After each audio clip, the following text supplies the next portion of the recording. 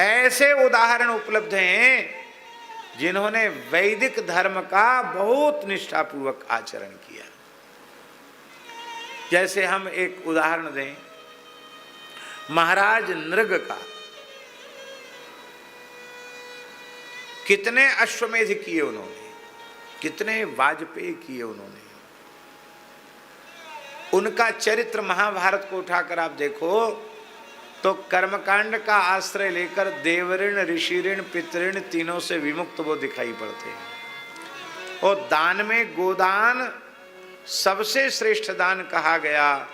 वह इतना बड़ा गोदानी है कि भगवान श्री कृष्ण से कह रहा है कि धरती के रजकण की गणना संभव है, आकाश की नक्षत्र राशि की गणना संभव है, वर्षा की बूंदों की गणना संभव है, किंतु मैंने वेदज्ञ ब्राह्मणों को जितनी गायों का दान किया है उनकी गणना संभव नहीं। इतना बड़ा दान है। गिरगिट बन गया। श्रौत यज्ञ ही अश्वमेध यज्ञ है। श्रौत है वो, स्मार्त नहीं है, क्योंकि आहताग्नि व्यक्ति ही उसका आहरण कर सकता। सामान्य अधिकारी, सामान्य व्यक्ति अश्वमेध आदि का अधिकारी भी नहीं है। और महाराज जी नहुष ने, राजर्षि नहुष ने 1 2 नहीं 100 अश्वमेध यज्ञ किए। सविधि 100 अश्वमेध यज्ञ संपादित किए और वह शतक्रतु हो गया। और उसके फलस्वरूप उसे इंद्रासन मिल गया। इंद्र तो बन गए, 100 अश्वमेध यज्ञ तो कर लिए, देव ऋण, ऋषि ऋण, पितृण सबसे मुक्त हैं वो, स्वर्ग तक पहुंच गए, इंद्रासन मिल गया। लेकिन बुद्धि शुद्ध नहीं हुई, अंतःकरण शुद्ध नहीं हुआ।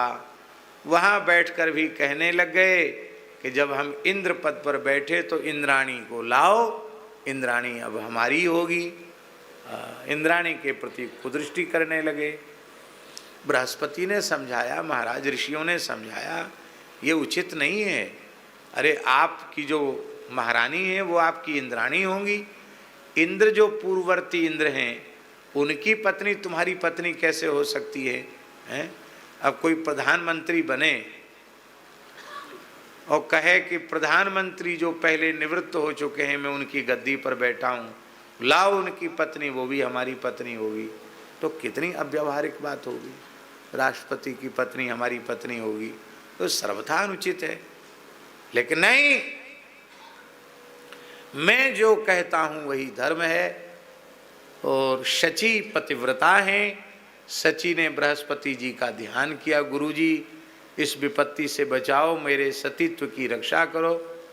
तो बोले ये अभिमानी है, काम लोलुप है, इसके पतन का उपाय यही है कि इसको कहो कि ऋषियों को पालकी में जोत कर उसमें बैठ कर आवे। तो इस प्रकार से ऋषियों का, ब्राह्मणों का अपमान करेगा तो अपने आप पतन हो जाएगा। इतने बड़े यज्ञकर्ता ने यह विचार नहीं किया कि जिन पूज्य ब्राह्मणों की कृपा से मैं इंद्रासन पर बैठ गया उन्हीं ब्रह्मर्षियों को मैं पालकी में जोतूं।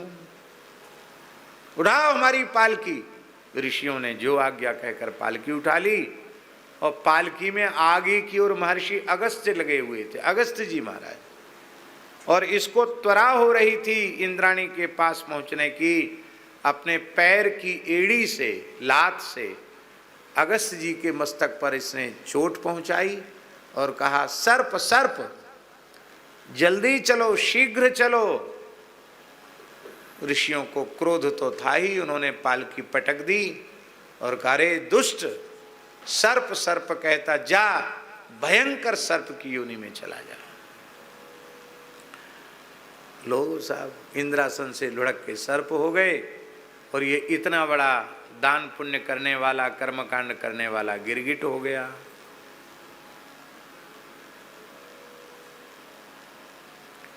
माता जी किसी घड़े में मदिरा भरी है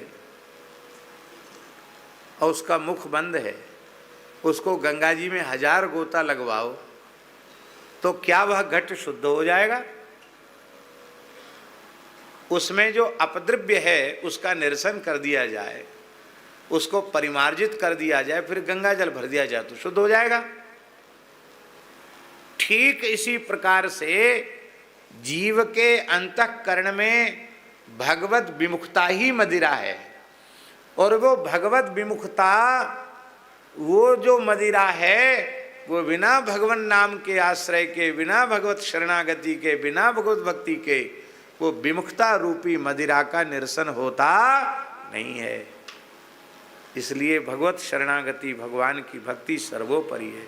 सब कुछ करो पर परम धर्म है भगवान की भक्ति, भगवान की भक्ति। आह, क्या कहें। श्री सीताराम प्रतिदिन सत्संग एवं दर्शन के लिए श्री महाराज जी के ऑफिशियल चैनल को जरूर सब्सक्राइब करें।